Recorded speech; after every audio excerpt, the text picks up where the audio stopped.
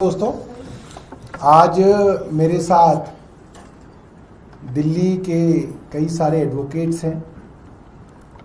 आम आदमी party advocates wing के प्रेसिडेंट एडवोकेट संजीव नसियार जी हैं, एडवोकेट ऋषि हैं और कई सारे जाने माने चेहरे हैं लीगल फ्रेटर्निटी के। संजीव नसियार जी 30 हज़ारी बार एसोसिएशन के प्रेसिडेंट रहे, बार काउंसिल ऑफ दिल्ली के वाइस चेयरमैन रहे हैं और आज एक बहुत गंभीर मामले पर प्रेस वार्ता करने हम लोग आए हैं। केंद्र सरकार जब भारतीय न्याय संहिता लाई थी तब हमारे वकीलों ने कुछ सवाल उठाए थे, जिन सवालों पर केंद्र सरकार से इनकी बाकायदा बातचीत चली थी और केंद्र सरकार के गृह मंत्रालय के गृह सचिव ने इनको लिखित आश्वासन दिया था कि आप कोर्ट के एविडेंस को पुलिस थाने से नहीं दे सकते। मगर इसके बावजूद कुछ दिनों पहले दिल्ली के उपराज्यपाल श्री विनय सक्सेना जी ने 13 अगस्त 2025 को एक नोटिफिकेशन लाए हैं, जिसमें अब जो पुलिस अधिकारी होगा, पुलिस पर्सनल होगा, वो कोर्ट नहीं आएगा अपना बयान देने, अपना बयान दर्ज कराने, अपने थाने में बैठ के वो बयान दर्ज कराएगा। ये सीधे तरह से कानून का मजाक है, इलीगल है, आर्बिट्ररी है, अनलॉफुल है। इसके लिए जितना बुरा कहा जाए उतना कम है और सीधी तरह से यह पूरी की पूरी न्याय प्रणाली को ध्वस्त कर देने वाला नोटिफिकेशन है।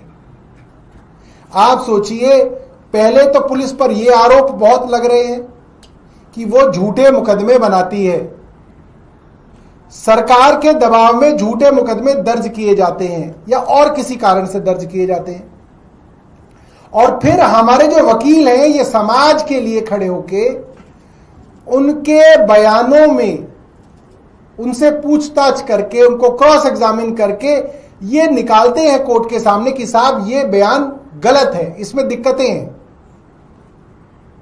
अब अगर वो पुलिस अधिकारी अपने पुलिस थाने में बैठा होगा, वीडियो कॉन्फ्रेंसिंग पे जज साहब के सामने उसका बयान दर्ज होगा, तो ओथ कहां कराओगे? वकील साहब उसका क्रॉस एग्जामिनेशन कैसे करेंगे? वो जो किसी मामले में वकील साहब ने कोई प्रश्न टेढ़ा कर लिया, उसकी पूरी टेस्टिमोनी खराब हो रही है, फंस गया, धीरे से नीचे बटन बंद कर देगा कैमरे का, कहे जी कैमरे का सिग्नल चला गया, इंटरनेट चला गया और अगली बार तैयारी करके लौट के आएगा। ये पूरी तरीके से मजाक है और मुझे ऐसा लगता है कि आज आपने पुलिस थानों का किया है, कल आप सीबीआई और ईडी को भी यही कह दोगे। फिर सीबीआई और ईडी भी जो है अपने दफ्तर में बैठ के अपने हिसाब से जो है वो पूरे के पूरे मामलों को मैनिपुलेट करेगी। इसको लेके हमारे डिस्ट्रिक्ट कोर्ट्स ने 3 दिन की स्ट्राइक कॉल की थी। कल स्ट्राइक थी, आज स्ट्राइक है, मंडे को स्ट्राइक रहेगी। हाई कोर्ट बार एसोसिएशन ने रेजोल्यूशन पास करके इनका समर्थन किया और कहा है कि लेफ्टिनेंट गवर्नर साहब इस नोटिफिकेशन को तुरंत वापस लें। सुप्रीम कोर्ट बार एसोसिएशन ने भी कहा है कि तुरंत वापस लें। मेरा मानना है कि जब से ये सरकार आई है कोई ऐसा वर्ग नहीं बचा जिसका इन्होंने नुकसान ना किया हो। आते ही तो इन्होंने मिडिल क्लास के ऊपर हमला किया और सब प्राइवेट स्कूलों के अंदर फीस बढ़ गई, घंटों घंटों बिजली जाने लग गई। उसके बाद कल ही का मामला है, आपने देखा कैसे डॉक्टरों के साथ मारपीट की जा रही है, इनके विधायक मारपीट कर रहे हैं, पुलिस मुकदमा दर्ज नहीं कर रही है, अलग अलग जगहों पे। और अब ये मामला, वकीलों का मामला, इतना बड़ा मामला, पूरी दिल्ली के डिस्ट्रिक्ट कोर्ट स्ट्राइक पर हैं और ये मामला किसी अंग्रेजी के अखबार में बड़ी बड़ी खबर की तरह नहीं छप रहा। मैं सब वकीलों से कहना चाहूंगा, सब डॉक्टरों से कहना चाहूंगा जिन अखबारों को आप पढ़ते हैं उनके बारे में विचार कीजिएगा कि अगर वो आपकी खबरें नहीं दिखाता, वो अखबार, वो अंग्रेजी का अखबार, तो वो अखबार किस काम का है? वो अखबार तो फिर सिर्फ और सिर्फ सरकार का मुखपत्र बन गया है। कल पूरी दिल्ली में स्ट्राइक कोर्ट्स की, इतने बड़े मामले पे, और किसी अंग्रेजी अखबार के अंदर बड़ी खबर नहीं है। सब वकीलों को, जजों को, जुडिशरी को सोचना चाहिए कि आज दिल्ली के अखबार क्या कर रहे हैं। मैं एक बार संजीव जी से कहूंगा कि वो अपनी बात रखेंगे, बेहतर तरीके से इसको एक्सप्लेन करेंगे। धन्यवाद सौरभ जी। आजाद भारत के अंदर पिछले 10-11 साल से जिस तरीके से सरकार चल रही है, जिस तरीके से सभी इंस्टीट्यूशंस को कमजोर किया जा रहा है, उसी कड़ी में जब ये बीएनएस के नाम पे कानून बने थे तो वकीलों ने इसका बड़ा भारी विरोध किया था। आप सबको मालूम है, हमने उस टाइम पे भी पूरी दिल्ली की कोर्ट्स में स्ट्राइक हुई थी। देश के गृह मंत्री ने एक मीटिंग बुलाई, उस मीटिंग में हमारे लीडर्स गए, क्योंकि मैं इलेक्टेड रिप्रेजेंटेटिव भी हूं बार काउंसिल ऑफ दिल्ली में, तो मैं भी उस डेलीगेशन में था। वहां पर गृह मंत्री जी ने यह एश्योर किया कि जिन जिन पॉइंट्स पे आपका ऑब्जेक्शन है हम उसको कंसीडर करेंगे, और बाद में गृह मंत्रालय से एक नोटिफिकेशन जारी हुआ।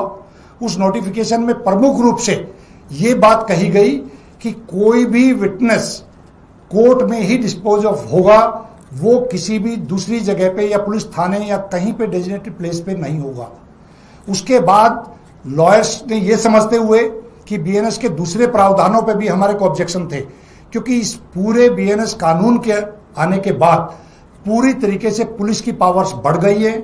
आम लिटिगेंट, आम जन की पावर्स या उनके अधिकार को छीना गया है, क्योंकि हम लोग कोर्ट्स के अंदर, न्यायालय के अंदर न्याय दिलवाने के लिए हम लोगों के पास जिम्मेवारी होती है, और उस न्याय के अंदर ये बाधाएं हैं। अब पुलिस के पास इस लेवल पे पावर चली जाएंगी, जिस लेफ्टिनेंट गवर्नर के नोटिफिकेशन के माध्यम से, कि आप पुलिस स्टेशन में बैठ के, अभी सौरभ जी ने बताया कि वहां पे वो स्विच ऑफ भी कर सकते हैं, वो टेलीप्रॉम्प्टर लगा के वहां पे कोई ना कोई चीज स्टडी करके बोल सकते हैं, ट्यूटरिंग हो सकती है।